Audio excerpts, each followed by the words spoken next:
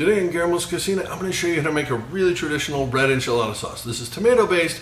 It has 3 different kinds of chilies in it, few other ingredients, but it's super simple, super easy, and super delicious. It's super, I promise. You're going to love this. It goes really fast. It goes really fast when you're eating it because it's so good. Seriously, this is way better than anything you're going to get in a can, and everyone's going to love this. So let's get started making our red enchilada sauce. To make our enchilada sauce, we're going to add 2 California chilies and 1 New Mexico chili. These are dried chilies, so we're putting them in a dry pot to warm them up. We also have a Guajillo Chile. I cut the stems off of all of these and remove some of the seeds. You don't have to worry about the seeds too much, but just move these around the pot. Do not let them burn or they will get very, very bitter. You're just trying to wake them up a little bit. We got 3 cloves of garlic going in now and half of a white onion. We are just going to keep that in our dry pot for now. And we're going to just stir this around, break up the onions a little bit as they go. Try not to, do not burn the chilies. Do not burn the chilies. Now, we're going to add 2 cups of high quality H2O going into our pot here. If you use crappy water, you get crappy results.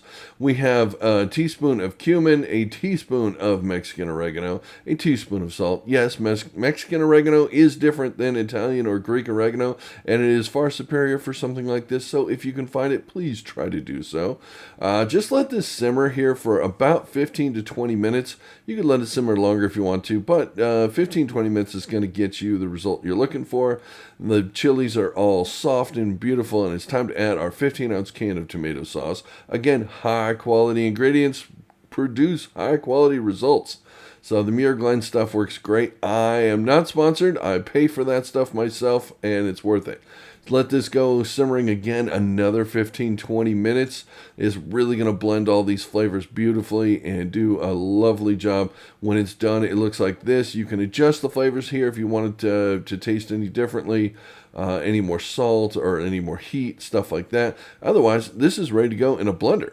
So the enchilada sauce is finished cooking. Everything's ready to go. We're just going to blend it up real quick. This is a glass jar or carafe, they call it, whatever it is. You have to be careful of that because this is hot and it is lumpy. So we're going to just carefully pour this in. As you can see, there's a lot of enchilada sauce here. Everything goes in the pool. Perfect. There you go. Now, hit the button, I dare you. Don't do that. The way that heat and steam works is it expands very quickly. When you hit blend, this is going to release a ton of energy and steam into this, which if this is a super tight, I mean it's not super tight, it rattles around in there. Can it expand fast enough? Probably. This thing's built pretty strong, but they can explode. It has happened, allegedly. It's like razor blades in a candy bar. You know, it never actually happened, but it's a good story. This is just a safety precaution. So paper towel over the top of the open hole. We're just going to blend this thing up.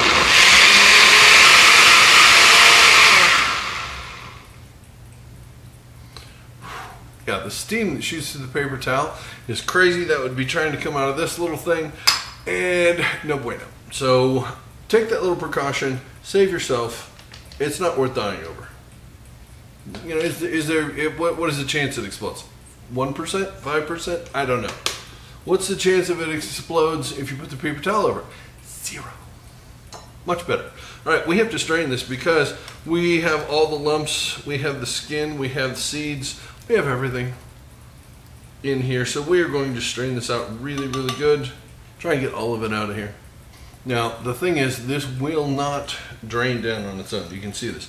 You have to get in here with your spoon, and you have to pull the bits and the stuff off of the side of the mesh in order to get this to go down. You're not pushing it through. You're just lifting it gently off the mesh for a second so a fresh bit of sauce can get through.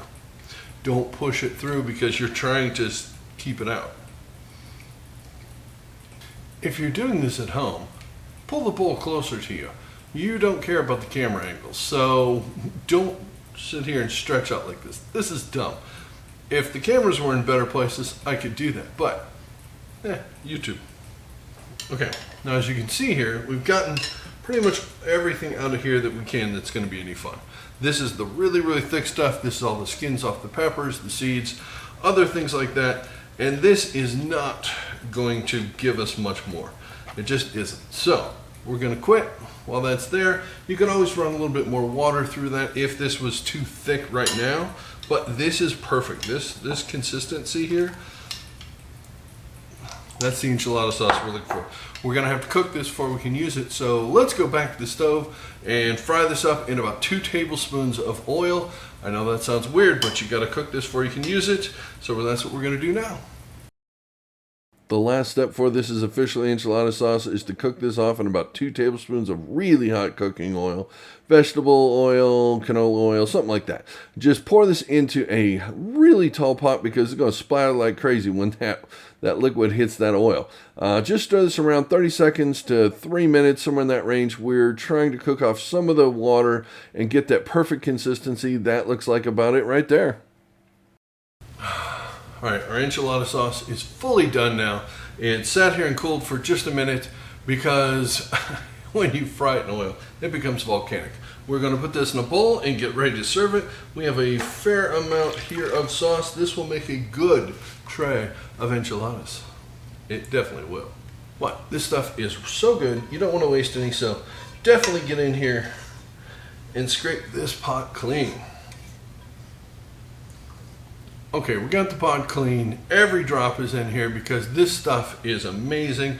You can put this on everything that you can imagine putting red enchilada sauce on, like red enchiladas and other things. But this is going to go in the fridge. We're going to cover this tightly, airtight. This will sit there for a few days. You can keep this about a week, week and a half, something like that. It's fairly acidic because of the peppers and the tomatoes and all that stuff. So it doesn't tend to go bad as quickly. But this stuff is beautiful. You got this beautiful coat on the spoon you can see there. That's how it's really sticking. That's what you get after you fry it. If you didn't fry it, you don't get that. It stays watery and then it's no good. This is good. And I will prove it because I'm going in.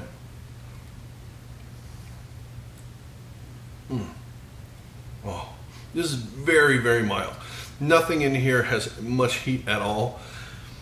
The Guajillo is about, what, 2,500 on the Scoville. I think the New Mexico is somewhere around 1,500, 2,000, and the California Chiles are like 500. So it's like a bell pepper, basically, but it's really, really flavorful.